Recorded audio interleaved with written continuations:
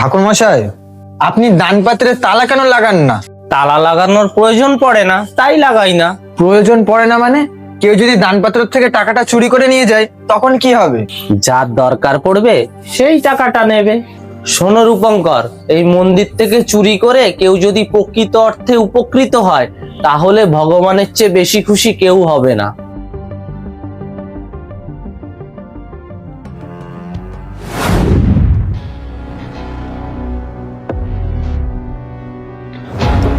মা, তুমি আমায় ক্ষমা করে দিও।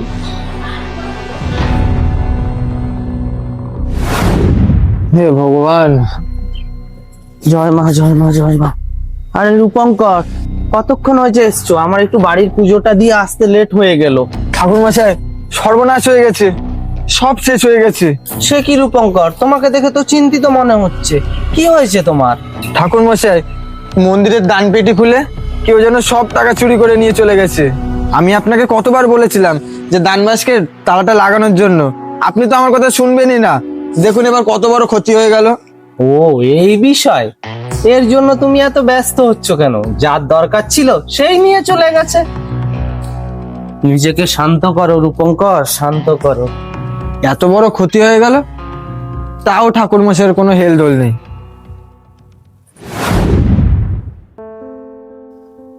রূপঙ্কর শোনো, সামনে তো মায়ের বাৎসরিক পুজো, আর তো বেশি দেরি নেই। তুমি আস্তে আস্তে সব মালপত্র নিয়ে এসো, আর গুছিয়ে এনো কিন্তু। এবছর তো অনেক বড় করে করব। আচ্ছা ঠিক আছে। ভালো আছিস? খেয়েছিস সকালে? ওই তো পুরোহিত মশাই।